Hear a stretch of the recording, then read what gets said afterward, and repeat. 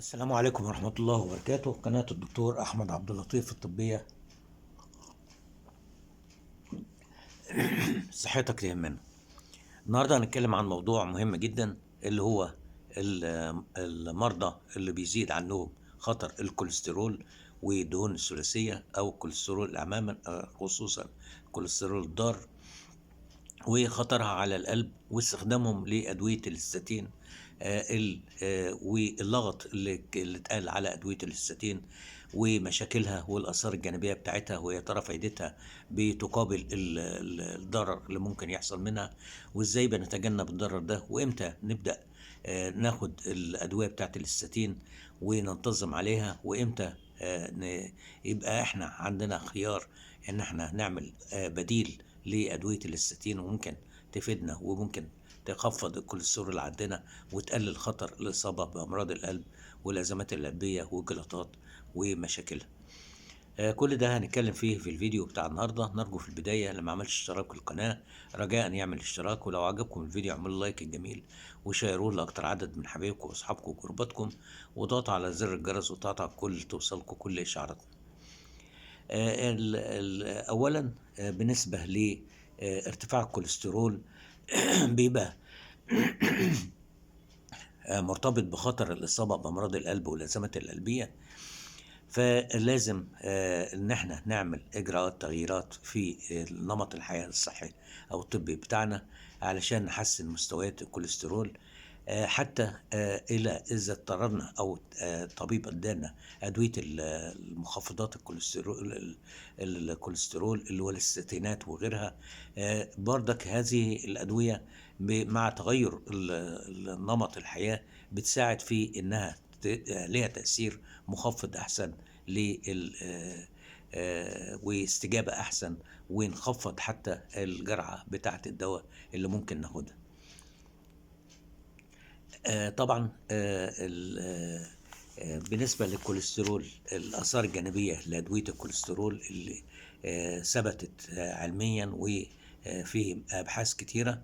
أول حاجة بيبقى آلام العضلات والصداع والدوخة والشعور بالوهن أو التعب أو الوهن الجسدي، واضطرابات في الجهاز الهضمي زي الإمساك أو الإسهال أو عسر الهضم، واضطرابات في الدم، واضطرابات في النوم، وانخفاض في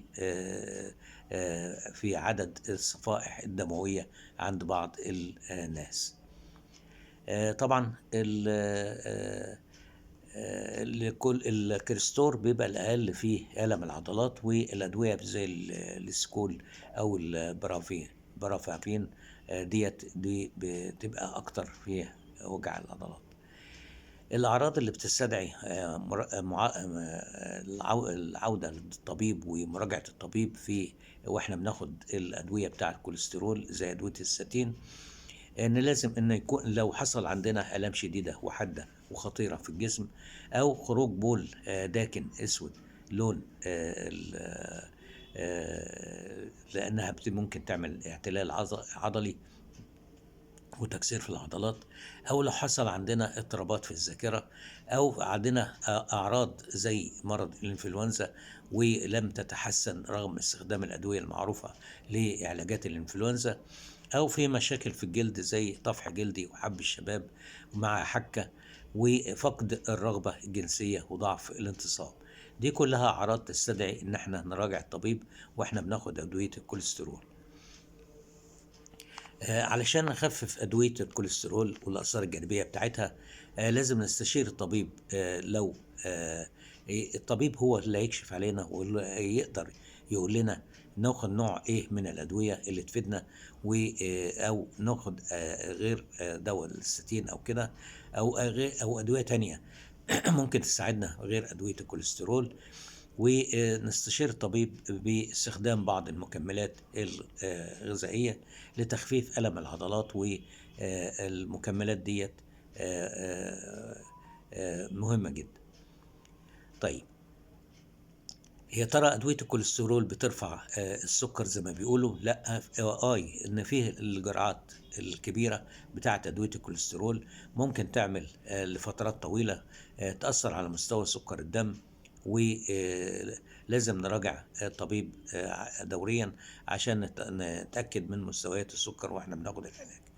هل برضك بتأثر على ضغط الدم؟ طبعا بعض الحالات بتخفض ضغط الدم أكتر للأشخاص المصابين بارتفاع ضغط الدم وبيعانوا من انخفاض الكوليسترول الجيد، يعني نقص ال HDL، وبينخفض كمان ضغط الدم. المشكلة في الآثار الجانبية بتاعت أدوية الكوليسترول، لازم نوازن ما بينها وما بين أخدها وما بين مشاكلها، يعني بين فوائدها وبين مشاكلها.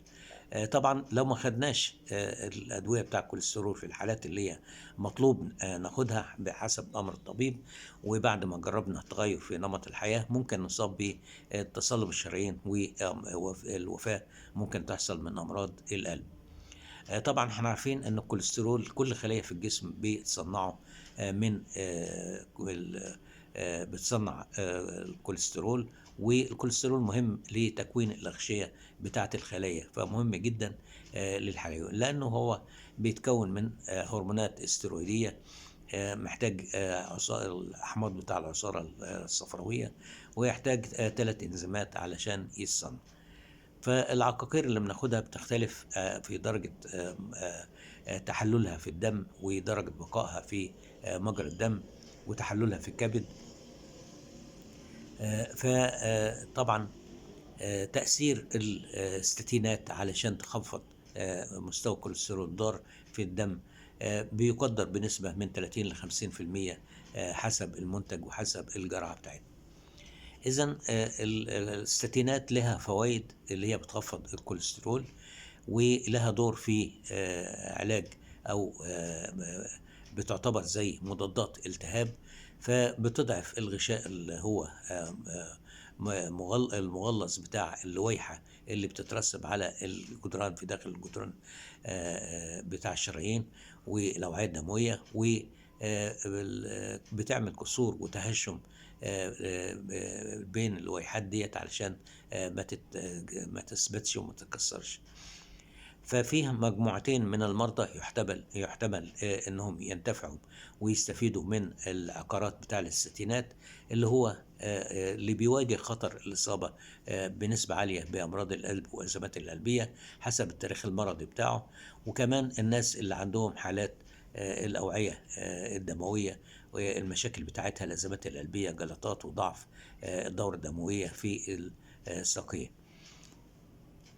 وعوامل الخطر بالنسبة لإصابات أمراض القلب اللي هو يكون مستوى الكوليسترول الضار أكتر من 190 ملغ ديسيلتر، وكمان أن يكون الشخص عنده السكري، مرض السكري، ويكون عنده تاريخ عائلي لأمراض القلب، وممكن يكون عنده كثرة التدخين وارتفاع ضغط الدم، مشاكل طبية يعني تانية. إذا بيبقى خطر بيعمل مشاكل للقلب والأوعية الدموية، ولازم ندور الأول مشاكل، هل عنده مشاكل في نمط الحياة بتاعته عشان يبدلها ويغيرها ونستفيد منها، ونخلي العلاج بالأدوية أو الستين الملاذ الأخير بتاعنا اللي ما نقدرش نخفض عوامل الخطر بتاعته لمستوى معقول بتعديل نمط الحياة له. إذن فوائد الستين إنه بيقلل احتمالية الإصابة بالأزمات القلبية للي بيواجه خطر الأزمات القلبية بنسبة ما بتزيدش عن الثلث أو يعني برغم فعالية الدواء، ولكن الثلثين ما بتأثروش، ثلثين من المرضى. كمان الآثار الخطيرة المحتملة لأدوية الستين بتحصل آلام العضلات في حوالي ربع المرضى اللي بياخدوها، وشعور بالوهن ده اللي هي في الحالات النادرة اللي بتتحلل الربيدات بتاعت العضلات اللي بتهدد الحياة، وممكن تعمل فشل كلوي وفشل كبدي مع الجرعات العالية أو تفاعل الأدوية مع بعض. كمان ممكن الخلل الهرموني يعمل تفكير مشوش وقصور في الذاكرة واكتئاب، وده أكتر في كبار السن. ونتأكد بالكلام ده إزاي؟ إن احنا نوقف الدواء لبضعة أسابيع، إذا تحسن الشخص يبقى هي السبب في المشكلة. كمان الإصابة بالسكري، واحد من كل 250 مريض ممكن يصابوا بأمراض السكري من اللي بياخدوا أدوية الاستاتين. كمان لازم نوازن بين المنفعة وبين خطر الإصابة بالسكري وخطر الإصابة بالمضاعفات التانية. كمان الفشل الكبدي، هو الكبد هو المسؤول عن تحليل الاستاتين والتخلص منه. فطبعا بيرفع مستويات ما ياخد علاجات الاستاتين، بترفع مستويات الانزيمات بتاعة الكبد في الدم. ونعمل اختبارات دايما متبعها عشان نشوف تأثير الأدوية الاستاتين ونتأكد من سلامة الكبد، وتكرار الإجراء على فترات منتظمة عشان نحافظ على الكبد بتاعنا. لو شفنا ان فيه مشكلة وفيه زيادة، نقدر نخفض الجرعة، او الدكتور يوقف الدواء او يغير نوع الدواء حسب الحالة اللي قدام. إذا لابد إن احنا نعمل إجراءات وقائية عشان نقلل من خطر الإصابة بالأعراض الجانبية، وإيجاد حلول وقائية اللي هي تحسين نمط الحياة. طبعا لو النوع بتاع الدواء الاستاتين فينسترايد مثلا، نقلل الآثار الجانبية بتاعته باختلاف استجابة الأفراد ليها.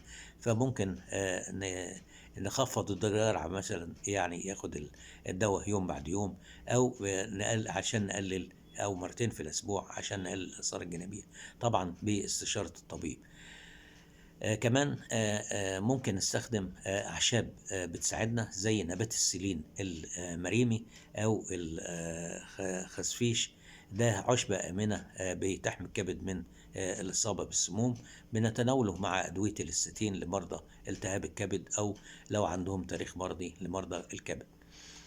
كمان ممكن ناخد مكمل غذائي اللي هو كو انزيم 10، مساعد الانزيم اللي بيستخدمه لإنتاج الاي تي بي، فبيقلل الاستاتين ومستواه في الدم، وده بيفسر آلام العضلات وبعض الآثار الجانبية. فلما بناخده مع الاستاتين بيقلل هذه الآثار الجانبية لأدوية الاستاتين. بنتعاطى 200 وحدة دولية، يعني 50 ميكروجرام في البداية، و او النسبه بتكون لو النسبه بسيطه.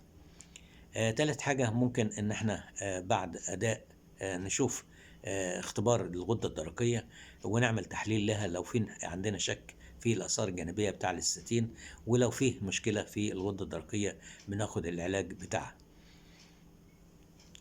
كمان اللي بيعجز عن خفض مستوى كوليسترول الدم، بنغير نمط الحياة كمان وما نزلش. بنحاول نجرب عشان نتقلل من الآثار الجانبية للاستاتين اللي هو رز الخميرة الحمراء. بيحتوي على مركبات مخفضة لمستوى الكوليسترول في الدم، وبيتشابه في تركيبه ببعض الاستاتينات، ولكن احتمال الآثار الجانبية له بتكون أقل. بناخد الجرعة بتاعته 1200 ل 2400 مللي جرام في اليوم، وبنقللها بالتدريج. ده بيقلل لنا من مشكلة الكوليسترول من 20 ل 25%. يعني طبعا بنسبة أقل من الاستاتين ممكن من 35 ل 55%. فبنبدأ الأول بجرعة مخفضة وبعدين نزيدها بالتدريج 600 مللي جرام مرتين في الأسبوع مع الطعام الممتاز. غير أرز الخميرة الحمراء، ممكن ناخد قشور بذور القطونة. ده فيها مركبات استانول أو استيرول بنائية بتقلل نسبة الكوليسترول اللي بيمتص من الطعام. ودي قشور بذور القطونة ده موجود في فواكه وخضروات وبقوليات ومكسرات وبذور، وأغذية غنية بالفيتامينات وحبوب الفطور والجرانولا أو المكملات الغذائية. كمان نرفع مستوى فيتامين د للجماعة اللي عندهم خفض نقص فيتامين د وهم بياخدوا أدوية الاستاتين علشان بتقلل الآثار الجانبية. كمان دي الحاجات اللي هي ممكن الطبيب بيلجأ ليها عشان نقلل الخطر بتاع الكوليسترول الضار، او الخطر بتاع ادويه الاستاتين في العلاجات بتاعتنا. والاستاتين فعال في خفض ال LDL في الدم زي ما احنا قلنا، وده العامل المشهور في انسداد الشرايين التاجيه، ومحتاجين احنا مستويات طبيعيه من الكوليسترول تبقى موجوده. طبعا لازم ان احنا نلجأ الى تغيير في نمط الحياة علشان نقلل من الكوليسترول قبل ما نستخدم الادوية بتاعة الاستاتين، عشان او حتى مع من استخدامها عشان نعرف ان احنا ممكن نقلل الجرعات ونقلل خطر الاثار الجانبية بتاعتها. فلازم نتناول اطعمة صحية للقلب، بنقلل الدهون المشبعة اللي هي موجودة في اللحوم الحمراء، والبديل بتاعها بنقطعها على حتت صغيرة وبتكون خالية من الدهن، أو نستبدلها بالدواجن اللي نشيل منها الجلد بتاعها. كمان مشتقات الحليب اللي هي كاملة الدسم نستبدلها بمشتقات الحليب اللي هي قليلة أو منزوعة الدسم عشان نقلل الكوليسترول الضار. كمان لازم ان احنا نستبعد الدهون المتحولة، الزيوت المهدرجة او زيوت الخضروات المهدرجة جزئيا، اللي بيقول لك زي ريحة السمنة البلدي، زيت بطعم السمنة البلدي والكلام ده كله، والسمنة الصناعي، المخبوزات، المقرشات، الكعك، كلها بتزود مستويات الكوليسترول الإجمالية. بيبقى فيها دهون مشبعة بتزود الالتهابات. السمنة النباتي ديت البديل بتاعها نطبخ بزبدة بس كمية قليلة، أو بزيت الزيتون البكر الممتاز.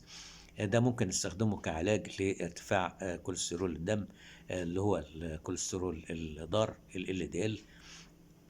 ناخد معلقة في اليوم، نقلي بها زيت بيضة مثلا أو كده. كمان ممكن المكسرات زي اللوز والجوز وبذور الكتان والبذور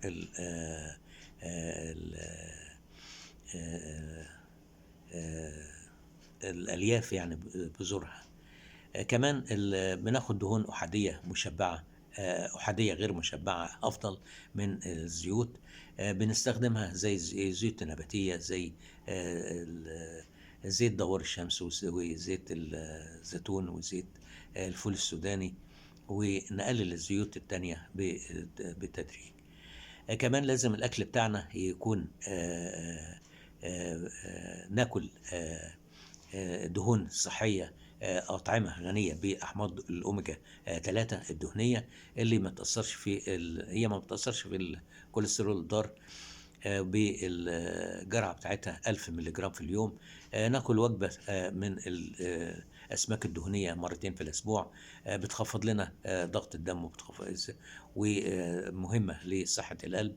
وناخد مكسرات الجوز واللوز، ناخد بذور الكتان وبذور الشاي، السلمون طبعا والمكاريل والتونة والديت الأسماك البحرية. كمان لازم في الغذاء بتاعنا نزود الألياف القابلة للذوبان عشان نقلل امتصاص الكوليسترول في الدم. والألياف دي بتبقى موجودة في دقيق الشوفان، في البذور بتاع الشاي، في البقوليات زي الفاصوليا الحمراء، في الكرنب والبروكسل، في المكسرات، في التفاح، في الكمثرى، في البرتقال، في التوت. الأطعمة الغنية بالألياف الغذائية لها نفس الفعالية بتاعة الأدوية اللي بتخفض الستين، ولكن بدون الآثار الجانبية بتاعتها.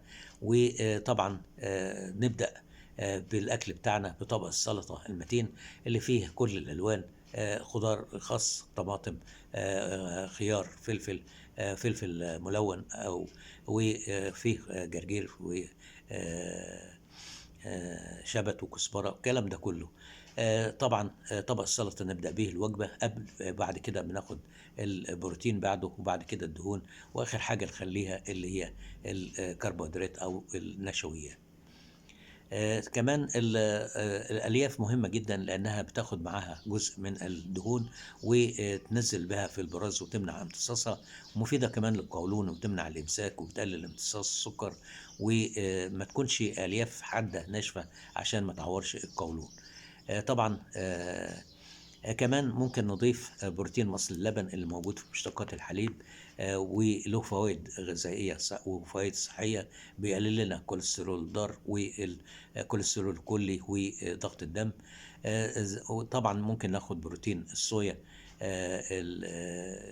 اللي بيقلل يمنع امتصاص الكوليسترول، وزي اللي هو موجود في حليب الصويا وموجود في التوفو. كمان بنمنع الوجبات السريعة، اللي هي بتعمل خطر الأمراض المزمنة، القلب والسكري والسمنة، وبتزود الكوليسترول وبتزود دهون البطن وبتزود وبيبقى فيه عدم انتظام في سكر الدم. بنمنع الوجبات المقلية اللي فيها نسبة كوليسترول عالية، نسبة دهون مشبعة عالية، بتبقى خطر لمرض القلب والسمنة والسكري.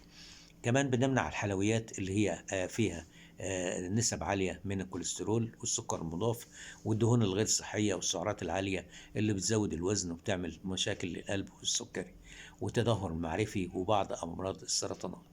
لازم نقلل السكر الأبيض في أكلنا، الحلويات والمشروبات والصويا، علشان السكر الزيادة بيتحول في الجسم إلى دهون.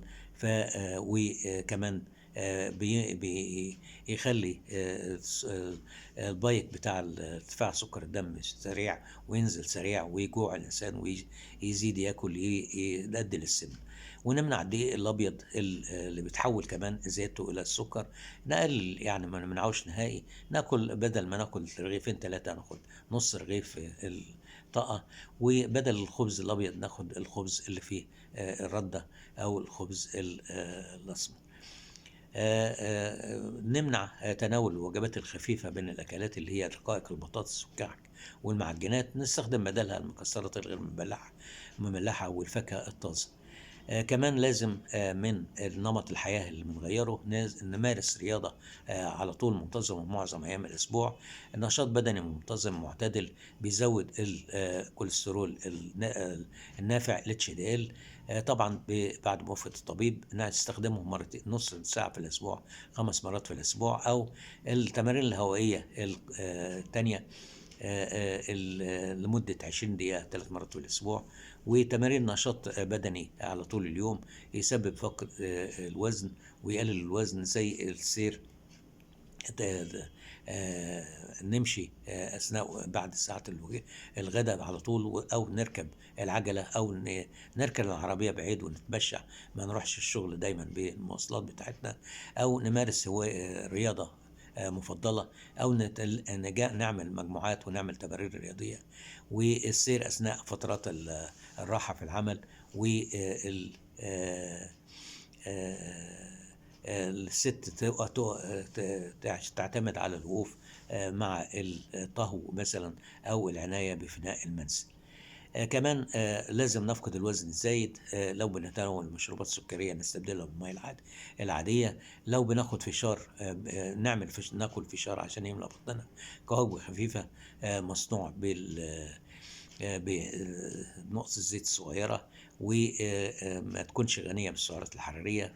في حالة الرغبة الشديدة بناخد قطع حلوى مش قادرين ان احنا نمتنع عنها، ناخد حتة صغيرة ومنخفضة او خالية من الدهون، ونعمل مزيد من النشاط في وقتنا. كمان لازم نقلع عن التدخين وكحوليات. والتدخين لما نبطل تدخين بيحسن مستوى HDL الكوليسترول النافع بتاعنا، ويقلل من ضغط الدم ويقلل معدل ضربات القلب. في خلال كذا شهر بتتحسن الدورة الدموية، وفي خلال سنة بتقل خطر الإصابة بأمراض القلب للنص تقريبا. كمان لازم نشرب مشروبات مفيدة زي الشاي الأخضر اللي فيه مادة الكاتيكين اللي بتقلل الكوليسترول الضار، وناخد حليب الصويا وحليب الشوفان وعصير الطماطم ومشروب الكاكاو السخن وشاي الزنجبيل والحلبة وعصير التوت والفراولة والمشروبات اللي هي بتقلل من الكوليسترول دي كلها. وكمان عصير الليمون فيه مضادات أكسدة بيقلل الكوليسترول الضار وبيزود الكوليسترول النافع وبيقلل الدهون الثلاثية. نتجنب المشروبات القهوة الكريمية والمشروبات الغازية والعصاير طازة والحليب كامل الدسم. وبناخد أعشاب الشاي الأخضر والحلبة والتوم والقرفة والجنزبيل والنعناع والزعرور البري. نقلل التوتر في حياتنا ونشرب كمية كافية من السوائل. كل دي أمور تخلينا نستغني عن الستين أو نقلل الجرعات بتاعتها، وبتحسن مستواها وتقلل معدل الإصابة بأمراض القلب.